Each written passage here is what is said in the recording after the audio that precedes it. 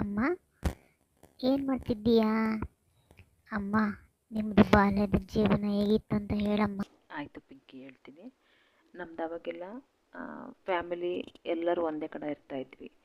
Family members ಎಲ್ಲರೂ ಒಂದೇ ಕಡೆ ಕೂತ್ಕೊಂಡು ಊಟ ಮಾಡ್ತಾಯಿದ್ವಿ. ಒಂದೊಂದು ಸಲ ಅಮ್ಮ ನಮಗೆ ಕೈ ತುತ್ತು ಕೊಡ್ತಾಯಿದ್ಲು, ಅದನ್ನು ತಿನ್ಕೊಂಡು ಎಂಜಾಯ್ ಮಾಡ್ತಾಯಿದ್ವಿ. ಒಂದೊಂದು ಸಲ ಟೆರಸ್ ಮೇಲೆ ಹೋಗಿ ಚಂದಮಾಮ ನೋಡ್ಕೊಂಡು ಕೂತ್ಕೊಂಡು ಊಟ ಮಾಡ್ತಾಯಿದ್ವಿ. ಆಮೇಲೆ ನಮಗೇನಂದರೆ ಶಾಲೆಗೆ ಹೋಗಬೇಕು ಅಂದರೆ ನಮ್ಮ ಕೆಲಸ ನಾವೇ ಮಾಡ್ಕೋಬೇಕಿತ್ತು. ಅಂದರೆ ಬೆಳಗ್ಗೆ ನಮ್ಮ ಯೂನಿಫಾರ್ಮ್ ಐರನ್ ಮಾಡ್ಕೊಳೋದು, ವಾಟ್ರ್ ಬಾಟ್ಲು ತುಂಬ್ಕೊಳೋದು, ಲಂಚ್ ಬಾಕ್ಸ್ ಹಾಕ್ಕೊಳೋದು, ಇವೆಲ್ಲ ನಾವೇ ಮಾಡಬೇಕಿತ್ತು. ಆ ಲಂಚ್ ಬಾಕ್ಸ್ ತಗೊಂಡೋಗಿ ಮಧ್ಯಾಹ್ನ ಫ್ರೆಂಡ್ಸ್ ಜೊತೆ ಹಂಚ್ಕೊಂಡು ಎಲ್ಲರೂ ಖುಷಿಯಾಗಿ ತಿಂತಾಯಿದ್ವಿ.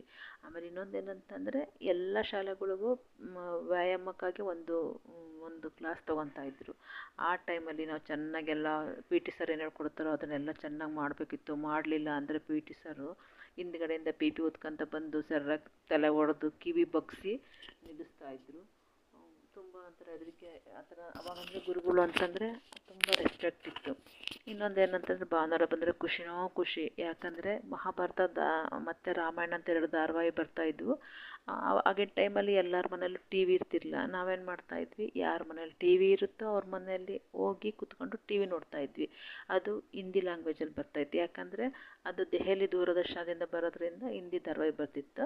ಹಿಂದಿ ನಮ್ಗೆ ಅರ್ಥ ಆಗಲಿಲ್ಲ ಅಂದರೆ ಪಕ್ಕದಲ್ಲಿ ಯಾರು ದೊಡ್ಡವ್ರು ನಮ್ಗೆ ಅದನ್ನು ಈ ಥರ ಅಂತ ಎಕ್ಸ್ಪ್ಲೇನ್ ಮಾಡ್ತಾಯಿದ್ರು. ಆ ಧಾರಾವಾಹಿ ಮುಗಿಸ್ಕೊಂಡ್ಮೇಲೆ ಬೆಳಗ್ಗೆನೇ ಅಮ್ಮ ಚೆನ್ನಾಗಿ ಎಣ್ಣೆ ಹಚ್ಚಿರ್ತಾ ಇದ್ರೆ ಆ ಧಾರಾವಾಹಿ ಮುಗಿಸ್ಕೊಂಡ್ಮೇಲೆ ಸ್ನಾನ ಮಾಡಿ ಮತ್ತೆ ಆಟಾಡಕ್ಕೆ ಹೋಗ್ತಾಯಿದ್ವಿ. ಅಂದರೆ ಏನೇನು ಆಟ ಅಂತಂದರೆ ನಿಮ್ಮ ಥರ ಮೊಬೈಲ್ ನೋಡಿಕೊಂಡೆ, ಕಂಪ್ಯೂಟರ್ ಆಟ ಆಡೋದೆ ಅವೆಲ್ಲ ಏನಿರಲಿಲ್ಲ. ಫೀಲ್ಡಿಗೆ ಹೋಗ್ತಾಯಿದ್ವಿ. ಫೀಲ್ಡಲ್ಲಿ ಲಗೋರಿ, ಚಿನ್ನಿದಾಂಡು, ಗೋಲಿ, ಆಮೇಲೆ ಮರಕೋತಿ ಆಟ ಆಡೋದು.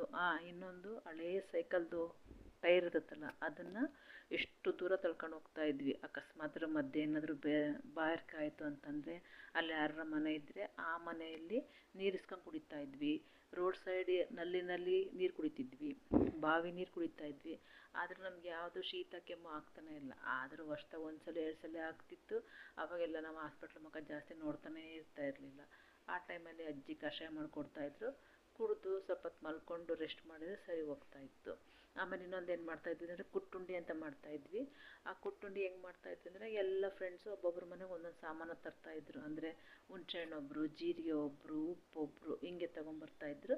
ರೋಡ್ ಸೈಡ್ ಯಾವ್ದಾರ ಒಂದು ಕಲ್ಲನ್ನ ನೀಟಾಗಿ ತೊಳ್ಕೊಂಡು ಅದ್ರ ಮೇಲೆ ಅವನ್ನೆಲ್ಲ ಸಾಮಾನುಗಳು ಹಾಕ್ಕೊಂಡು ಕುಟ್ಟುಂಡಿ ಮಾಡ್ಕೊಂಡು ತಿಂತಾಯಿದ್ವಿ. ಎಷ್ಟು ಎಂಜಾಯ್ ಮಾಡ್ತಾಯಿದ್ವಿ ಅಂದರೆ ಪಿಂಕಿ, ನನಗೆ ಮತ್ತೆ ಆ ಬಾಲ್ಯ ಜೀವನ ನಮಗೆ ಬರಬಾರ್ದು ಅನಿಸುತ್ತೆ, ಅಷ್ಟು ಎಂಜಾಯ್ ಮಾಡ್ತಾಯಿದ್ವಿ.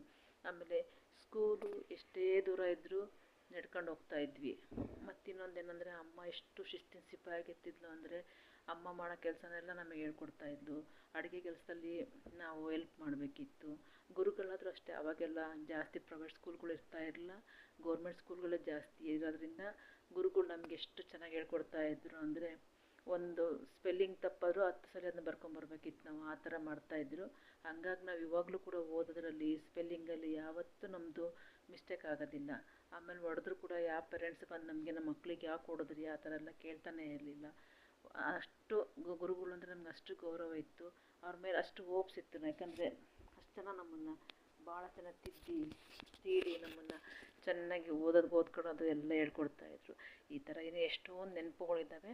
ನನಗೆ ಬೆಳಗ್ಗೆಯಿಂದ ಕೆಲಸ ಮಾಡಿ ಸಾಕಾಗೈತೆ ಪಿಂಕಿ. ಸೊ ಮಲಗ್ಕ ಈಗ. ಇನ್ನೊಂದು ಸಲ ನಾನು ಫ್ರೀ ಇದ್ದಾಗ ಹೇಳ್ತೀನಿ, ಆಯಿತಾ?